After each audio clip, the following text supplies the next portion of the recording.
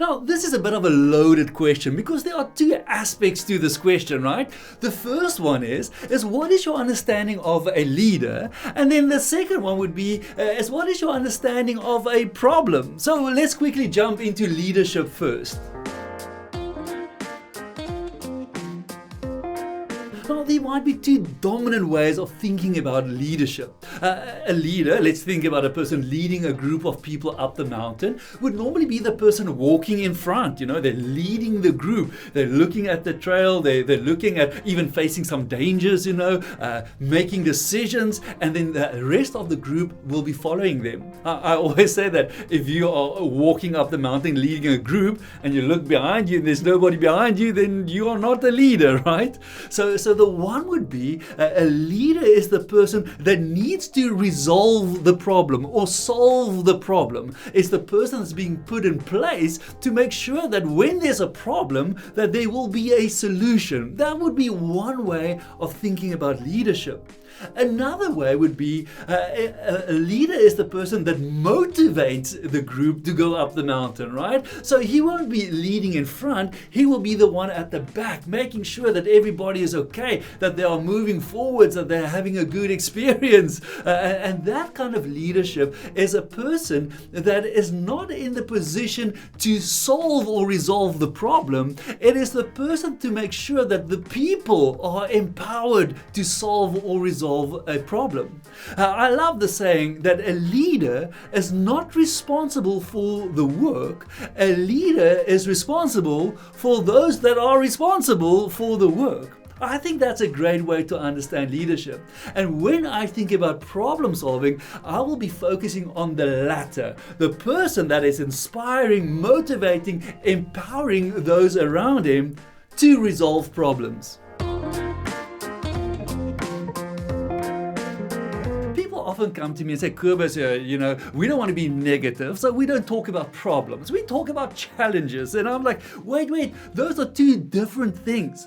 Challenges or opportunities, the thinking is about how do we make things better? How do we put a new product in the market? How do we make this thing better or lift the performance? And it requires a different strategic approach, especially from a leadership point of view. We are thinking about how do we get our teams to ideate, to come up with ideas, to think outside of the box, right? Those we will call challenges or opportunities. A problem is something completely different. A problem is often a situation or event that is unwanted, unwelcomed, or can even be damaging. In other words, it is something that's happening that could cause damage if we leave it alone, and therefore it needs to be resolved.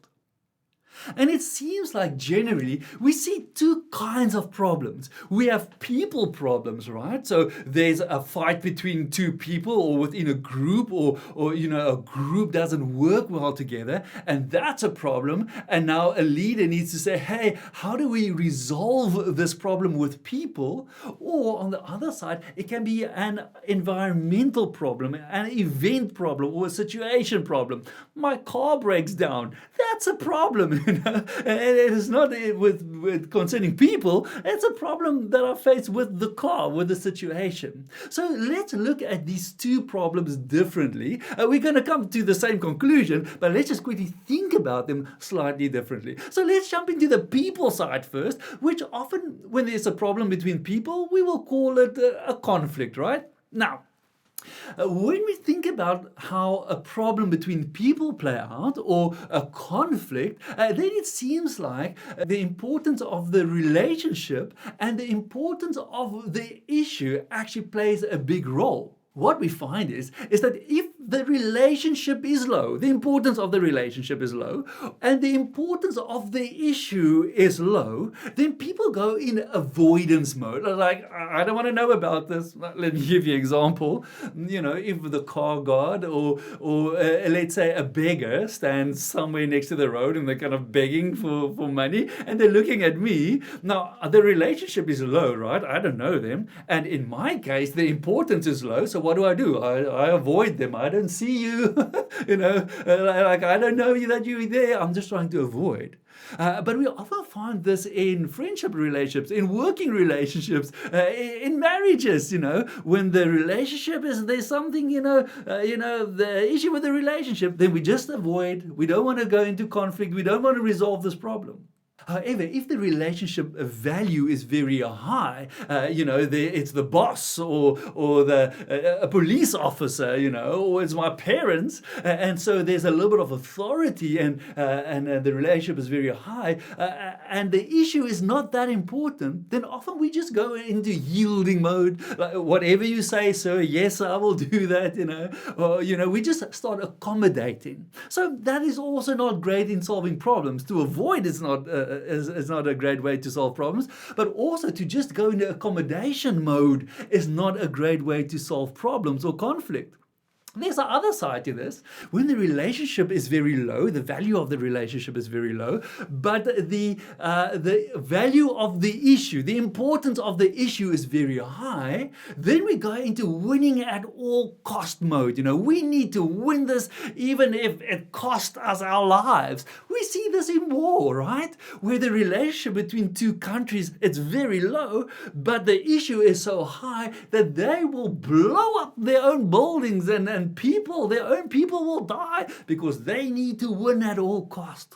Not a great way to solve a problem. But the worst way to solve a problem is this thing that we believe is the way we should do it, and that's compromise. How do we compromise? How do we find the middle ground is the big question we normally ask. And that is the one that I say is most dangerous when it comes to problem solving. Let me give you an example. A friend of mine is an extreme extrovert. He loves having people over to his house all the time, every day of the week. His wife is an introvert, the exact opposite. If she could just live alone, even without him, she would do that, all right? So now you have these two people living in the same house. And obviously a lot of conflict. There's a big problem. There's a potentially damaging event taking place over there, and it needs to be resolved. So they go to a marriage counselor, and the marriage counselor says, let's find a compromise. You can have people over the weekend, and you can have some alone time in the week. Done, we've compromised, we've got some middle ground. Now my question to them is, so are you guys happy now? And the answer is, well, not really, because, I still don't want people, but at least there's less people, and I still want people at the house, and at least I can have some. So nobody is truly happy. So the one that we as leaders need to inspire into people and facilitate and help them find is a win-win solution. It is this idea of, man, when we engage in problems, we're going to look at relationships as being very important, and we're going to look at the issues as very important, and then we're going to come together and we're going to find that win-win solution. So let me quickly tell you this story. Two boys, they are fighting about an orange. They want the orange, but there's only one orange. So mom comes in, she wants to stop the fight. So what does she do? She's going to find some middle ground. She's going to compromise. She takes the orange, she cuts it in half and give the one boy a half an orange, and the other one, the other half of the orange, and say, there you go. I hope you are happy now. Are they happy? Well, if she would spend a little bit of time really inquiring why they need the orange, she would have found that the one boy said, hey, I'm not feeling very well, I've got a sore throat. And the teacher at school said that when you're feeling sick, you need to drink an orange juice, fresh orange juice, all right? And so that's why I want the orange. The other kid says, you know what, at school, our teacher in science says we're going to do an experiment where we're going to use orange peel for the experiment. So I really need that orange to get the peel for the experiment. Now, if mom just spent a little bit of time understanding the needs of both boys, they could have had exactly what they needed and wanted, and this could have been a win-win situation. So the very first step when it comes to leadership and solving problems is to not look at a problem from our perspective. A leader walks in, I'm the leader, they've put me in the leadership role, so I need to understand the problem, right? And so I walk in, I see the problem, I cut the orange in half and I give it to them. The best place to stop solving problems from a leadership perspective is to go into what we call an empathy phase, to really start looking at a problem, at a situation that's on one wanted, but not from our viewpoint, from the inside out, because it's only then that we can move towards a win-win situation. Now, I've been talking about problems with people, right? Conflict situations or groups of people that don't work together. How do we get to that win-win situation? But the same applies to any other situation, any event that took place, any other outside of people problem that might exist. For example, if there's an oil spill and I'm a leader in a company, I can go into avoidance mode. I don't have a relationship with the people in the Mediterranean, so I don't care about that. So I can go into avoidance mode.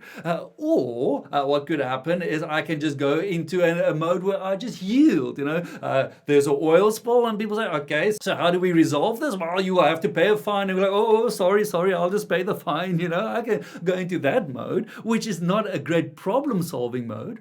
Or we already spoke about war. I can winning at all cost. I will take you to court. I will not pay that fine because I will show you that it was not my fault. That it was a wave that tipped our oil ship, and it's not our fault. And so I can go in winning at all cost mode, which is not very helpful. We can go into a compromise mode, which is also not really resolving the problem. It's just trying to get certain people to be happy, and nobody's really happy.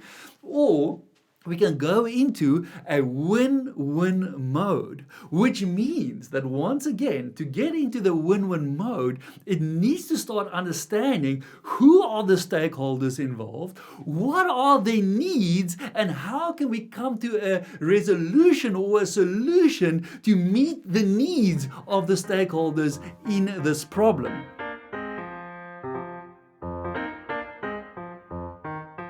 The very famous company IBM many years ago developed a process called design thinking, and I absolutely love it because it really speaks to our understanding as to how to resolve a problem.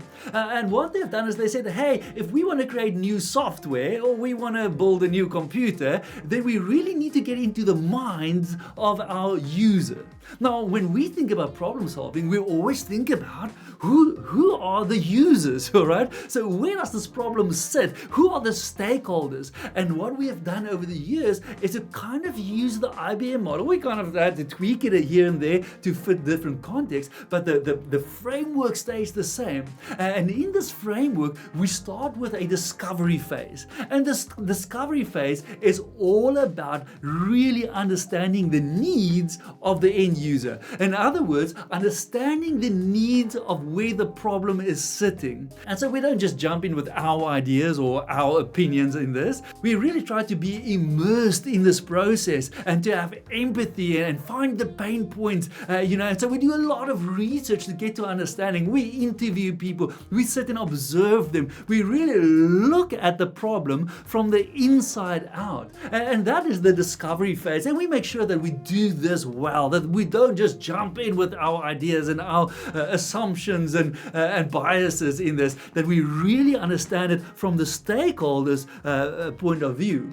And then after this discovery phase, we go into a define phase. So we really try to think about how do we interpret what we've heard from them and what we've seen, what should be the focus point, what should be the priority.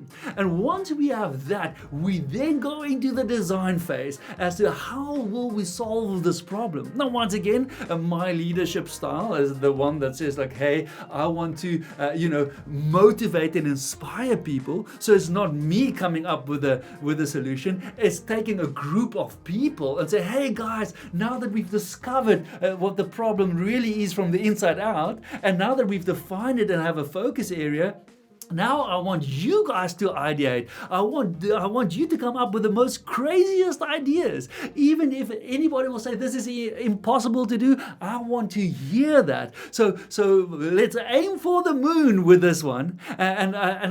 We need, as leaders, generate the space for people to step up and put ideas on the table, even if it sounds crazy, because craziness and genius is very close together. often a person comes up with the idea and it sounds so crazy. We go like, that will never work. You don't understand. But if we just allow that crazy idea to sit for a while, then often that crazy idea with a few tweaks becomes ingenious. And so that is the whole design phase that as a leader I need to facilitate and create that kind of platform for people to do that. And once we have done that, then it's all about delivering this process, the solution. And so we really start thinking about how will we implement it, how will we test it, how will we launch it, and then we take that problem, the solution, and we make sure often we first test, let's just test it a little bit. Let's just, I'm not asking you to end the war, but can we just test this thing, see if this will make a difference? Just to see if there's buy-in. I'm not asking you to, not get divorced, but can we, before you do that, just test this little thing, Or I'm not saying like, hey, we won't take any accountability for the oil spill in the Mediterranean, but can we just test this quickly and see what the impact is? Because we want to save the ocean. We want a win-win situation. We just want to get ourselves out of the problem, right? And so we often have a bit of a testing phase, and then often that needs to be tweaked, whatever the results are, and then we run, then we launch, then the problem is resolved. So, as a summary, if we want to resolve a problem, which is different from just opportunities, by the way, a problem is an unwanted, even damaging situation, we really, as leaders, need to empower people to not just jump in problem-solving mode with their opinions and biases, but to understand, this is the only way we can get to that win-win solution, to understand the problem from the inside out. And in order to do that, we need to put ourselves in other people's shoes. We need to go into a discovery phase of really understanding, really having empathy with the problem. And only once we have done that properly, we can start defining to work towards a focus area, which will then open us up to come up with a lot of crazy ideas and solutions that we will then have to define again to deliver. And once we deliver the solution, then I can guarantee you will have a solution that will be super effective to resolve that problem.